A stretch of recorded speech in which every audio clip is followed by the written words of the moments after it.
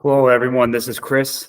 I'm here with Brian Anderson. Brian is a former Arizona Wildcat, tremendous player, drafted in the first round by the Chicago White Sox. With the White Sox, he made it to the big leagues, had some great success, was on the postseason team as well. And then I met Brian when he was traded to the Red Sox, came over to the Red Sox AAA team in Pawtucket. And, having been someone who played against him at Stanford, he absolutely demolished us, by the way, but came over and didn't know what to expect. And I truly met a guy that was welcoming, excited to be there, and just a great teammate off the bat. And looking back on it now, having been older, that must have been a one heck of experience for you, Brian, to wake up one day, thinking you're a White Sox and then being told you're traded to the Red Sox, but yet you still had so much composure and just who you are as a great teammate, came over and made the most out of it. So that's what I remember outside of you hitting home runs and really destroying us when I was with Stanford. But you just being a great teammate and coming over. So thank you for being on this show, and excited to talk baseball with you. No, I appreciate it. Just for the record, It makes me more happy to hear you say that about our college days, because a couple of your former teammates, becoming friends with them, Carlos Quinton and Ryan Garco, knowing I could always look at them and say I stuck it to them pretty good over at Sunken Diamond, that made me feel good. So yeah, you were you were an awesome player, but now you're coaching. You transitioned to coach. I know you coached a little bit with Arizona, and now you're with Northwestern. Tell me about that transition and why you decided to go into coaching.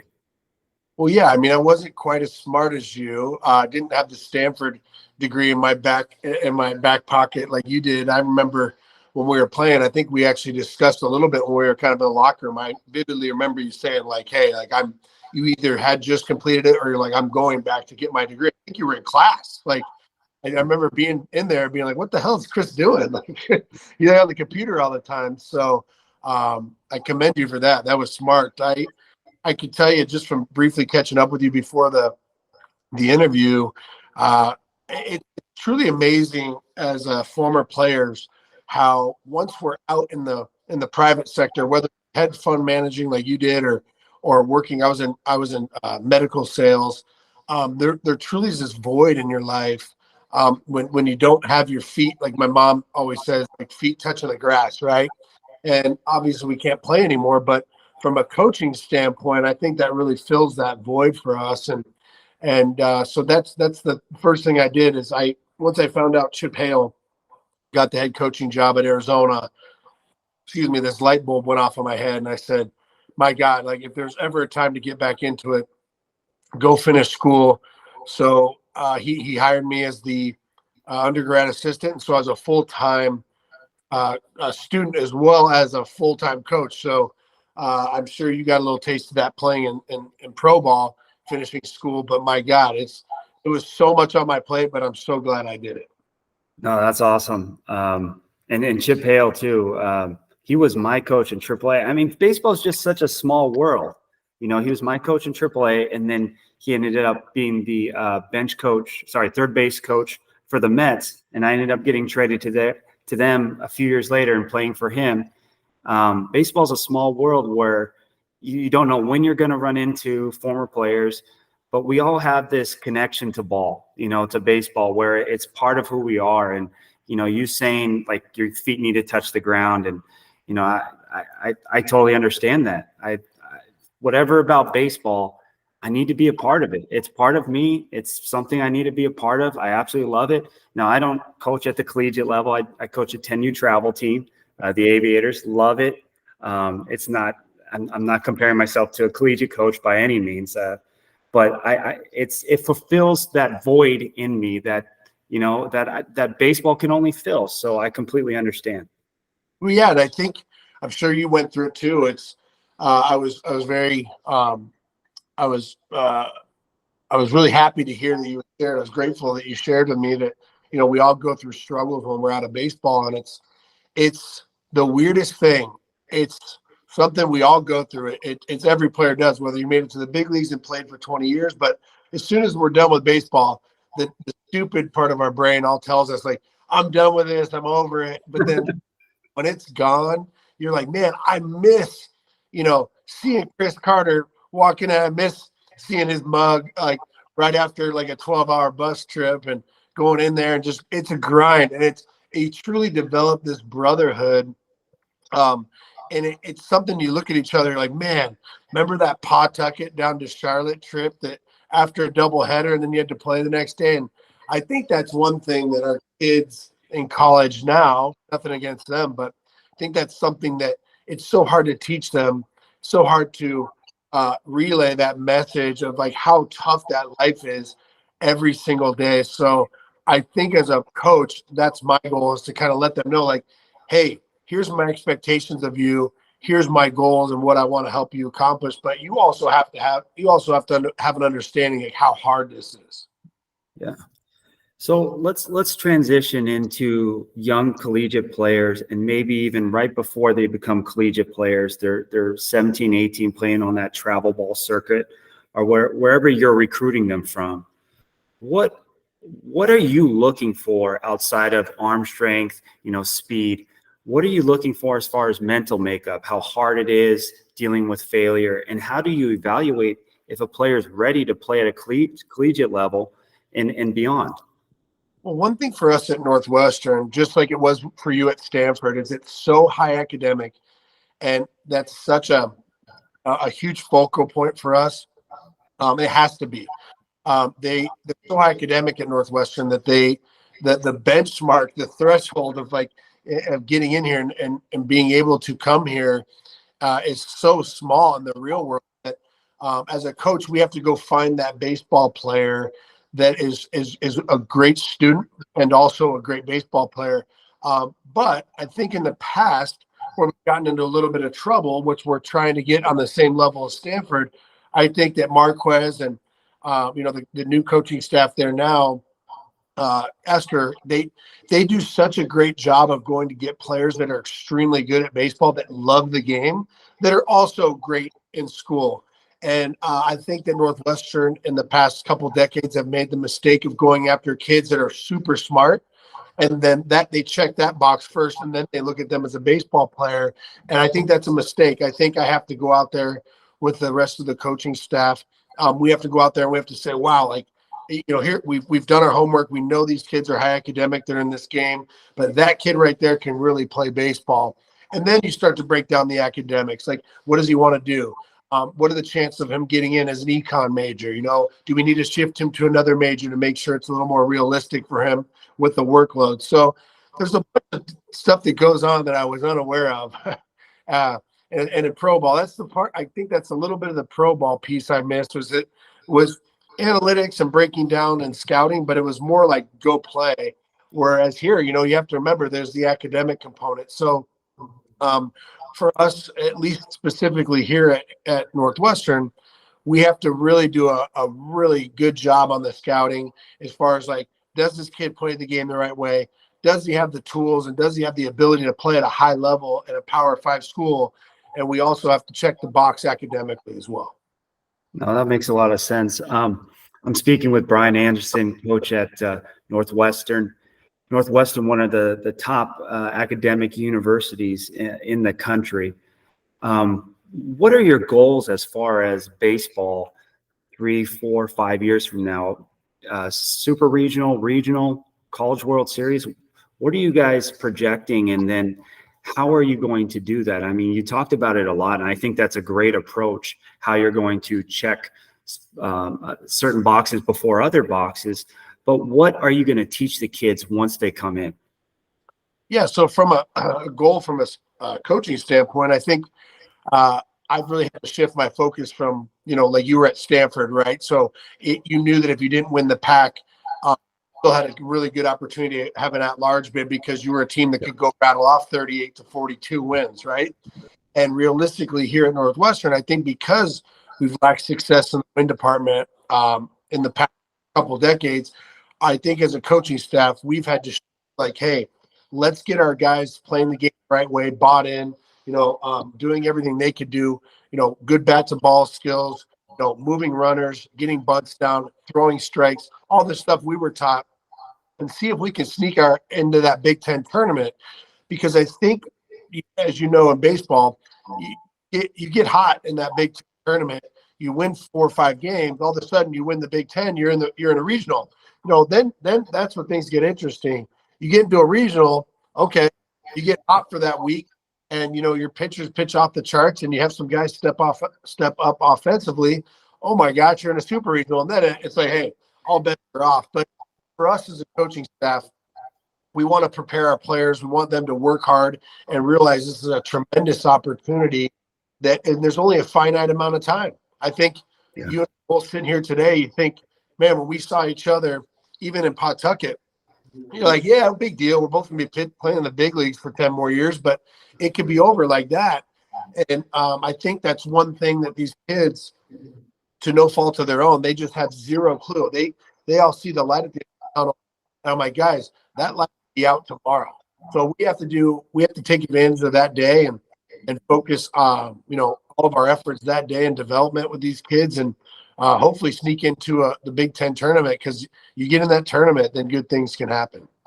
Yeah, no, you're absolutely right. It can be over anytime. And I played 10 years professionally. It still wasn't long enough. I still miss it. It still feels like just a blip, in the radar, and it's getting smaller and smaller as I get older. It's never long enough, but it was a great part of my life. And I know, we talked, it was a lot of fun for you as well. And so, yeah, I like that perspective that you have for these kids. I want to talk about that a little more. And I also want to talk about when you mentioned getting the bunts down, moving guys around. Now, so, I'm here in East Cobb, kind of the epicenter of travel ball. Do they teach that in travel ball, from what you've seen, 16, 17, 18 years old, that kind of small ball approach, that kind of win mentality of like, hey, we need to get 1, 2 runs an inning rather than try to hit a 500-foot jack and press the scouts? Is that something you have to unteach them or reteach them? How does that work for you? Well, I tend to put things in perspective. I think you and I could both shed some light on this. One thing that I really always admired about some of the Latin American players who came over to play here in the States was, most of those kids weren't great bunters. Most of those kids weren't really great at small ball because, to their defense, the way they get signed is to get on the map is to light up the radar gun or just hit a ball 500 feet. So I think that travel ball is almost like watching a winter league game, right? You get kids coming in, lighting up the radar guns. They know scouts are there. They know recruits are there. Recruiting coordinators are there trying to sign players to premier Division I schools. And so, yeah, I wish there would be a little bit of development there, because full disclosure, a lot of our kids here, I know who your old coach was at Stanford. You knew mine, Andy Lopez, and Coach Stitt first my freshman year. Man, if you weren't Shelley Duncan, or if you didn't hit 20 home runs, you better be able to get a bunt down. And if you didn't, you would get benched. And so I think that part of the game is missing now. We get these kids that are really good at lighting up the radar gun, and really good at hitting the ball far. The velocity is 105. Unfortunately, I think that needs to shift here in college in order to prepare them for pro ball, because although it looks sexy on camera and on TV and lighting up the radar gun, it's like, buddy, if you can't throw strikes, you can't pitch. If you can't get a bunt down, if you're not a power hitter, you don't know how to bunt, you'll never see the field. So I think that's a big call for these kids. And unfortunately for them, it happens in real time when they're here. But again, I think as a coach, you have to get your hooks in kids and go, hey, you do stink at this. It's okay to expose yourself and let's say what we're not good at, and let's expose what we're not good at and work on it. No, I love that. I love that honesty and communication. I bet you're great at that too, as far as giving them feedback, and it's a feedback that they accept and they take in the best way possible. You have to really trust your coach to accept that feedback, especially if you're that 17, 18-year-old that, is the best player on the team and has been the best player their whole life. And here they come to college and they're told maybe for the first time ever, they're not good at something and they might not even play. That's probably tough for a young kid or, a young man to swallow. Yeah, no, I think that's one thing I've had to really do a better job for myself. I had to, Chip Hale had a really good conversation with me early when I first got the job at Arizona. I was a little bit taken back about our inability to, whether it was, hit and run or put the ball in play or just do some basic fundamental stuff. And I'm looking at him kind of like, Chip, I've known you for 20 years. The old Chip Hale, especially when he played on that 86 World Series team at Arizona, like would have lined them up and ran them into the ground. Number one, you can't do that anymore. You can condition your players and make them run all practice, but it's got to be a part of the practice plan, right? But also he said, Brian, here's the deal. You and I, from our era, we could run and kick and scream and go crazy on these guys and light them up.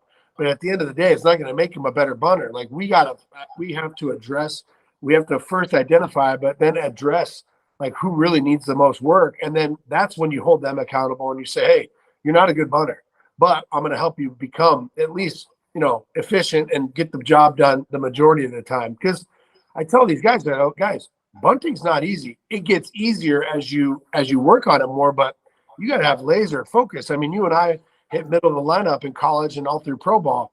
I got news for you. You may be batting 3-hole in AAA. And when you go play on a team with 3 Hall of Famers, you're batting 8, 9-hole, and you better know how to bunt. I tried to bunt several times in my career, 0 hits on bunts. And they were all for base hits because I had the shift on me. That third baseman was playing that shortstop. I just tried to put it down the line. Yeah. 0 hits. So, yeah, I spent a lot of time. Working on bunting, and it still wasn't enough. Like you said, it's not easy. It's really not easy. Just get that bunt down. It's a commitment, man. I told these kids, I said, I'm going to help you get in a good mechanically sound position. I said, but other than that, it's got to just be a determination, right? And I knew that in Chicago. I think my first 2 bunts in the big leagues were off Jeff Nelson throwing 94 from the side and Verlander when he was young. And I thought, okay, like if I try to like finagle this bunt anywhere, I'm gonna foul 2 balls out, strike out. I just got myself with a good angle, got low to the ground, had my eyes like behind the barrel, and I just left it there. I was like, these guys are gonna throw strikes, man. Just stay there and commit to this. And it's a commitment. These kids are so not used to bunting, and they're so scared to fail that they try to get too cute with it. Like, listen, failure is not an option. Like, sometimes at some point in their career, they're going to have to realize if you don't execute and execute consistently at a high level, they're going to find someone who does. And then I'm going to have to put my arms around and give you a hug and say it's over. Yeah, no, that's one thing I'm even seeing at the much younger age is this mentality of they're so scared to fail rather than just play loose and play and give it their all. And I don't know where that stems from, how that, where the genesis of that attitude comes from. But, I told you our team's doing pretty well. One of the things I'm trying to do is teach them it's okay to fail. Actually, you're going to fail. I promise you're going to fail. You're going to fail more times than not. But how you deal with that failure is what's important.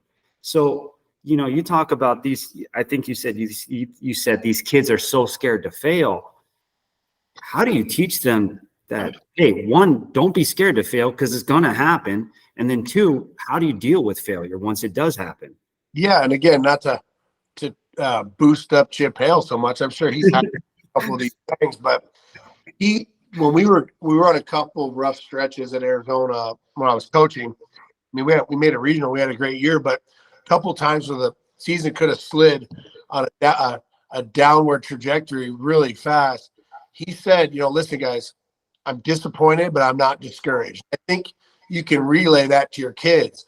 If they're not getting the job done, you can let them know, like, hey, man, you should be disappointed in yourself. I'm disappointed in you, but I'm not discouraged. I think when they get discouraged, when they see that the coaches are discouraged, then things can get really ugly really fast. So I've reminded myself sometimes that in tougher times or times of adversity, when we're not playing well, I, as a coach, need to do a really, really good job of showing them that, like, hey, I'm going to hold you accountable and I'm going to let you know when I'm disappointed in you, but I'm never discouraged. Like, I don't ever think that you're not capable of doing this job. So, I mean, and like you said, these kids, I mean, they're going to fail so much. Some of these kids have never hit.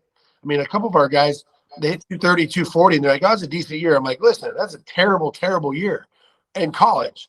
But I'm glad you hit that because you're so much capable of more than that. You're capable of hitting way more than that.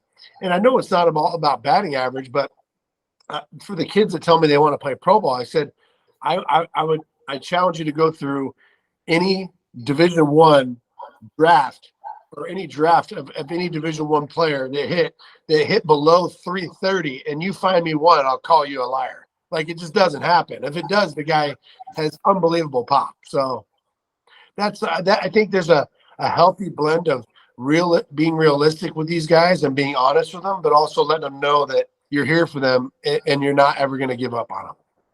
You know, I love that. Everything you're saying, I love. And I'm going to tell you a story, and I'm trying to connect the dots of what you just talked about. Gil Velasquez Jr., he was on our Pawtucket team, played shortstop. Oh. I was a first baseman a lot, played some outfield, a lot of DH, but I was not a good fielder. I did my best. I put the reps in, just not a good fielder. And I was playing first. I made this one play, ground ball, and I runner on first. I one-hopped it to Gil. We turned the double play, but it was a bad throw on my part. Gil caught it, made the throw to first. And I remember, even though we made the double play, and my head was down, I was kind of depressed. I said, sorry, Gil, I'll make a better throw. I'm sorry. And he said, what are you talking about, man? I'll catch that ball 100 times out of 100 times. Don't worry about it. Just get in the area. I'll catch it.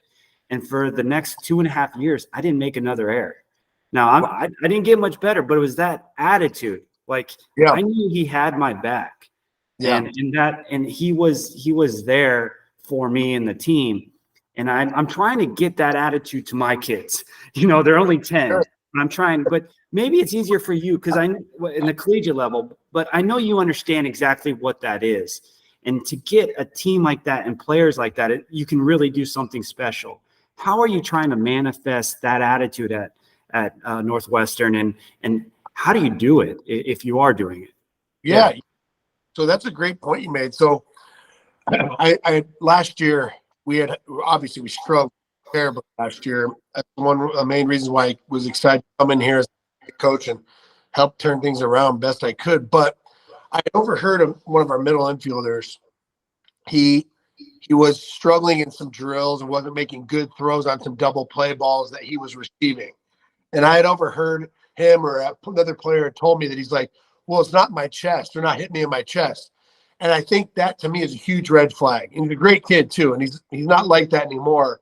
But to your point was, I want middle infielders. I want to teach them and instill in them, like, hey, you should have would you prefer it be right here at your chest? Yeah, anybody would. But I want you to be such a dog out there that where your teammates know that they can throw it anywhere in the general vicinity and you're going to be able to handle it. And if you don't, yeah, sure, you can maybe in the back of your head be like, God, this guy's killing me. But don't you dare sit there and complain and whine to your teammates, because all that does is make them play tighter, going like, I got to hit this guy right here. He's going to light me up. By Gil doing that, made you realize, man, like, I just need to set my feet, throw it anywhere to the guy.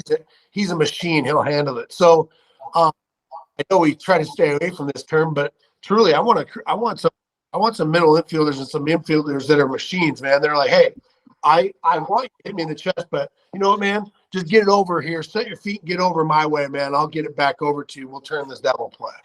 No, it's that attitude not only helps with the execution of getting the outs and performing better, but how much more fun is it when your shortstop or whoever you're throwing the ball to is like, hey, you don't have to be perfect. Just get in the area. I got you.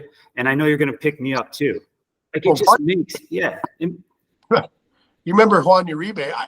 I had the worst habit playing center field behind him. There'd be ground ball hit to him. I mean, not right at him, but there'd be 2 outs in an inning with runners on. There'd be a ball hit to his left, right, like slow roller. I'd start jogging in from center field. I'd be like, that's over. He's going to make this play. He was just that good. And so, yeah, you wish every kid could be that good, but man, I don't care so much about them making mistakes, but I want them to believe that they're going to make every play. Love it. No, I love it.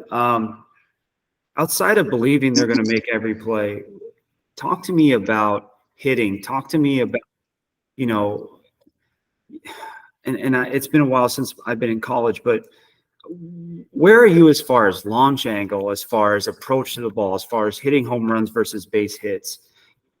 When I just left playing pro ball, launch angle was really getting big, and now it seems like it's died out. But let me know, where are you with all the analytics, with all the buzzwords, and then how are you integrating that into your coaching? Yeah. So one of the guys, our hitting coach, recruiting coordinator, he just came here from Duke, right? And he's really big about like the analytics side, like showing players like, hey, we're gonna on BP, we're gonna put the TrackMan data up there so you can kind of see.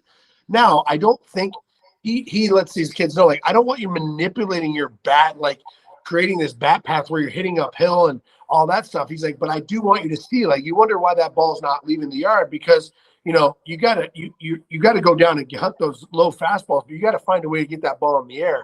And I think by holding them accountable and saying like, hey, we're gonna work on your mechanics, but at the end of the day, when you go down and get that pitch, you got to go down and get it, commit to it, and go down and get it and barrel that ball. And when you barrel it, yeah, the launch angle ends up being pretty good, and you know the exit velocity ends up being pretty good because you went down and barreled that ball and you're on time. And so a lot of good things, a lot of positives are created by just being on time. And I can tell you, from whether it be travel ball, even at a 10U team, or all the way up to us, right? I think the biggest thing that shifted, and one thing I try to stress to our hitters is like, guys, I promise you, I was not the most mechanically sound. I was a really good athlete, but I wasn't a great baseball player. But one thing that was tried and true, I could roll out of bed. I didn't care if I was in a slump. If a guy threw 95 down and away, I was going to hammer it at least once. And so the thing that I think these kids struggle with is being consistently on time for the heater. I think they see so many pitchers, the breakdowns of going like, man, this guy's 60% breaking ball. Well, that's fine. You can go out and still make adjustments and catch a pitch out front on your front leg if your hands are back. But in order to be a good hitting team, you have to be able to consistently be on time for the fastball. If you're not, it'll be a bunch of late foul balls, put you in really, really bad hitting counts, and ultimately lead to some soft outs. So I think that's one thing we're doing here is like, hey, we're going to be able to hit every pitch, but we need to be on time for the heater, especially in the Big Ten, because the weekend guys can really, really bring it. And I think you're doing yourself a huge disservice if you're sitting breaking ball when these kids have asked for, you know, they aspire to be pro baseball players. Like, hey, man, I've never met one pro anywhere that couldn't get to 90 plus consistently. If you can't do that, what makes you think you're going to be able to hit the breaking ball? You have to sell out for that at least. So I hope that they buy in, because I think the better players, especially some of these younger recruits we bring in, we're going to be able to instill that in their head from an early age. So, no, I love that. I love marrying the analytics with the practical knowledge and experience of ball. I think that's the perfect marriage. That seems like baseball is getting better at. I think it was maybe too analytical. When I talked to some managers, they were like, you know, we get told from the front office, what are, you know, here are the stats, here are the analytics, go play this way. And now it seems like it's starting to just combine in a good way. So great to hear that, Brian. Kind of before I end, I want to ask you one more question, and this will be for my team and kind of the 10U group. What should they be focusing on at 10U? What do you think, you know, kind of someone who's been there, done that, as far as making it to the highest level, being very successful, and then now on the collegiate level, what, as a 10U baseball player, what would you tell them they need to focus on? So we both know that the body of a 10-year-old compared to an 18-year-old is going to change so much that I mean, it won't matter. The physical part for me doesn't matter at all. I tell you what, though, I think the two things, I think you're in a really interesting spot, because I think not only do you have to juggle 10 immature 10-year-olds that are, having them buy in at a young age. I'm sure you have to deal with some pushback from the parents and juggle the emotion of the parents as well, which is normal. But I swear, if I was going to see a 10U team, especially to say, like, hey man, I'm here. Let's see if these names end up popping on my radar in 3-4 years. I want to be able to look back and be like, man, that kid, man, he played with some reckless abandon, man. He swung, he let it fly, he was smiling, he had a positive attitude, he was picking his teammates up. Because I think if you could do those things at 10, it's the trajectory again is only going to keep going like this as they get older. I think if they have a bad attitude, they don't play hard at 10, it's going to be really hard to shift that as they get older, because unfortunately that's how kids kind of get weeded. They weed themselves out of baseball. They fail, they have a bad attitude, and ultimately they get passed up. And when you get passed up, it's really tough to catch up to a better team. And lastly, I look at some of these travel ball teams, and I look at some of the different things they're teaching, and I try to tell some of these guys, like, guys, I can tell you this much. The one thing that breaks my heart is do not be in a rush to sign anywhere, even if it's with us. If you think it's a great fit and you're blown away and this is your dream school, by all means, sign with your dream school as soon as you're eligible with compliance. But I've found that some of these kids will tell us, Coach Anderson, Northwestern is my top 2 schools, top 3 schools. I love it. I love it. I love it. And I want to play there. And then we see them in person, or we see them at a camp, and you say, hey, I like what I saw. We want to continue to follow you. We're not going to offer you right now because we think you have to make a jump physically, or you need to, get in better shape, or you need to get a little quicker. You need to build up some arm strength. All positive stuff that they could take to the drawing board and get better with over the course of 12 to 24 months. And I can tell you, just like clockwork, every single one of those kids, because there's so much pressure on them to sign because their friends have, instead of taking that constructive criticism and letting it light a fire under there, and saying, I'm going to go show that coach I deserve to be there. I would say within a week or two, every time they go sign at a safety school, it's probably not even on their list, because they go, well, sorry, not to ramble on, but to my point is, you tell me that we're your dream school, but the second the coach at your dream school says, you could still come here, but it's going to take a little work on this side of things, or to do X, Y, and Z. What they do is they show me they didn't really want to come here that bad, because if they did, then I'm going to dedicate the next 6 months and show Coach Anderson that I belong there. No, I love it. I love it. And it makes sense to me. Brian, it's been a pleasure. You haven't changed. You really haven't changed since that first day you came over and I met you. A great teammate, positive. You haven't changed. It seems like you got wiser. I'll mention that. But outside of that, man, it was absolute pleasure. Thank you, Brian. You got it, bud. Thanks, Chris. Thank you.